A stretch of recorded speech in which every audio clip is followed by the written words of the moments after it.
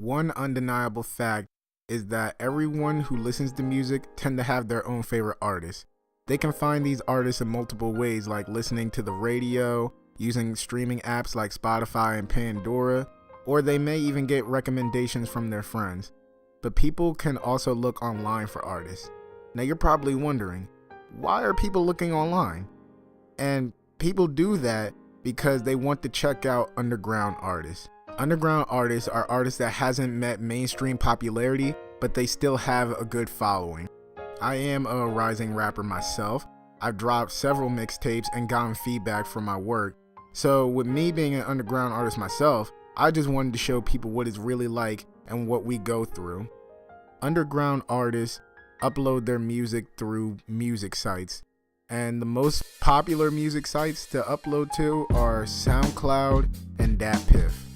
SoundCloud was created in 2007, and the founders made the site because they felt that there wasn't any sites for sounds or audio.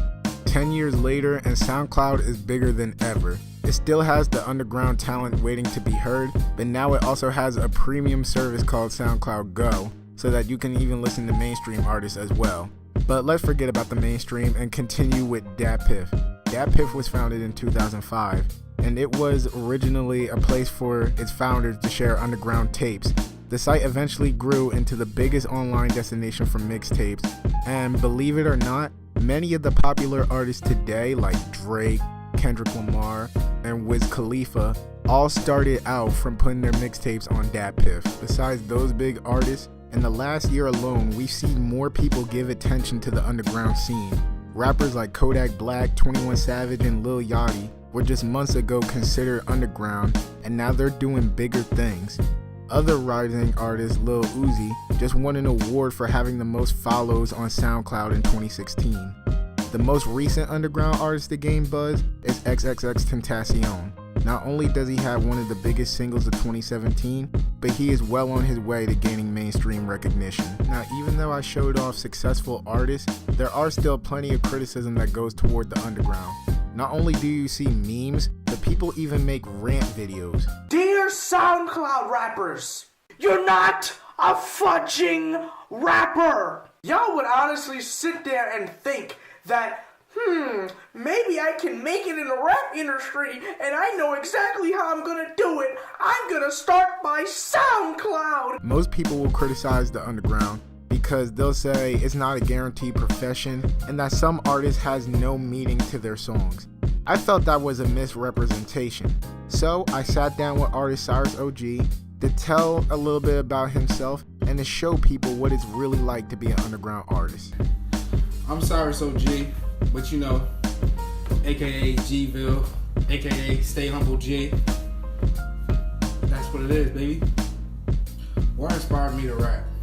I mean, just music overall. Like, I hear sounds from drums, from a piano, a lot of things. Different people, they have a lot of different art. Singers, rappers, and a lot of that it's cool to me. So I figured, you know what? I got a lot of talent. I could do the same thing that they doing and be in my own different world with it. Nas, J. Cole, Tupac, Biggie definitely, and it gotta be my boy Jeezy. My boy Young Jeezy, you already know. That's one of my top favorite artists. My first time rapping, right? It had to be probably when I was a little poop, probably in the diapers, you know, rapping for my mom and dad in the house. They just gave me the mic. It was like, here, rap on this. And I was like a baby. And I'm spitting for them.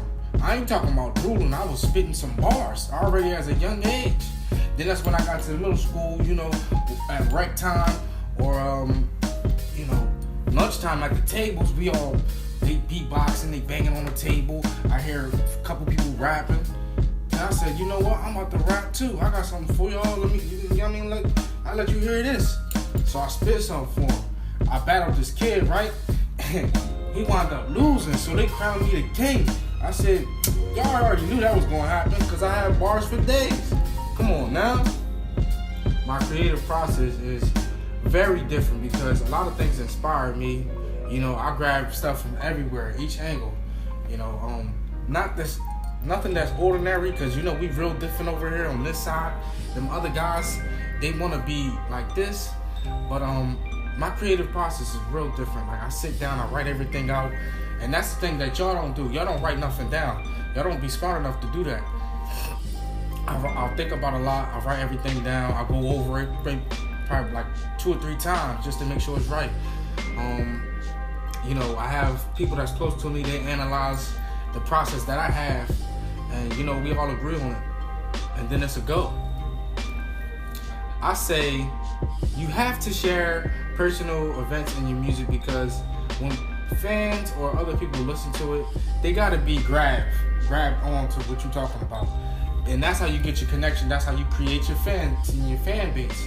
Like, if there's anything talking about like a struggle, school-wise, you know, trying to pass a test, or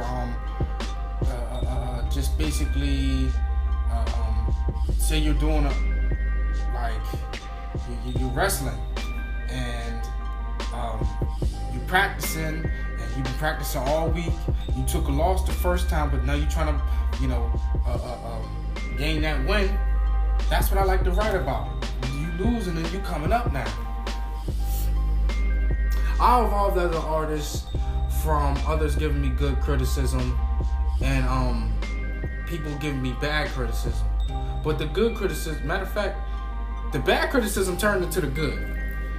And I say, from when I started, I wasn't as good as I am now. That's because I got a few years in, at least like 4 years in now.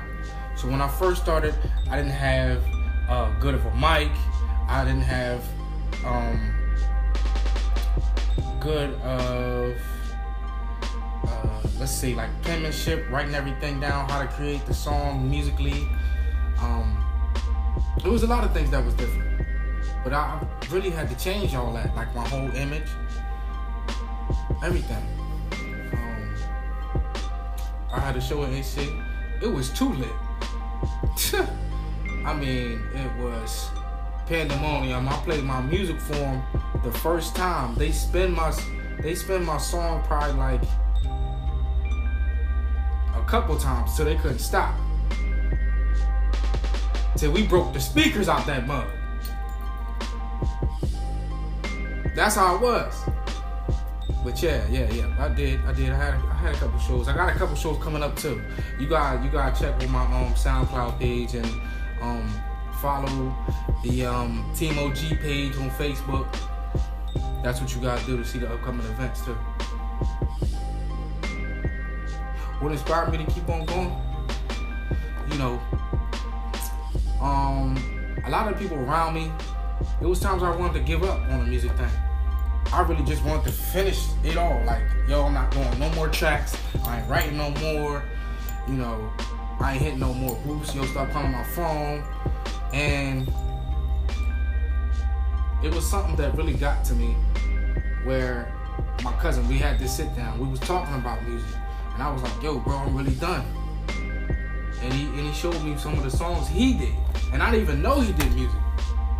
And I heard it. I'm like, wow, like really? You know what? I can't stop doing this. I really can't stop doing this. And it was a song that he made. It was about depression. And I said, well, we still young. I still need to make some more songs about what I've been through to help somebody else get through it and over it. This would really keep me going. Like, people come up to me and they stop me and be like, oh, I heard the track you did. And they start rapping it in front of me. Like, they really know my songs. They know my story. And there's more to it. That really helped me out a lot to keep me like moving forward and keep pursuing this music thing, honestly. The first advice I'm gonna give you is do not stop. Do not stop. Do not stop. Keep on going. you might get to a point where you're like, oh, I'm done with it. I don't want to keep networking with nobody. I'm over making music. You're gonna feel like that, cause sometimes you get overwhelmed, and that overwhelmedness comes with writing more music, cause you get more pain, you get more pleasure out of that.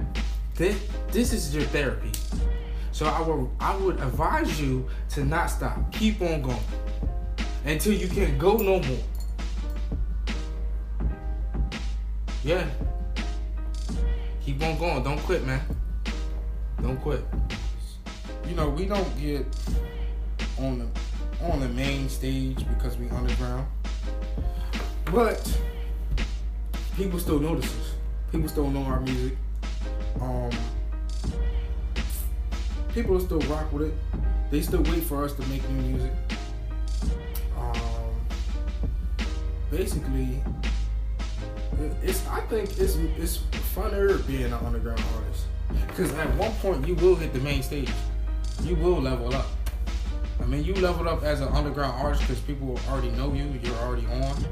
But to be in that main big stream with other artists that's on top right now, top 5, top 100 in the charts and stuff like that, that's a real blessing. So there you have it. Even though underground artists are met with plenty of criticism, artists like Cyrus OG, Lil Uzi, and more have all worked hard to get to where they are today. One thing I hope to do is open people's eyes and have them see that these artists deserve a better representation than they are given. And if there's a day where you want to find someone new, go online, because you probably don't know who you could find.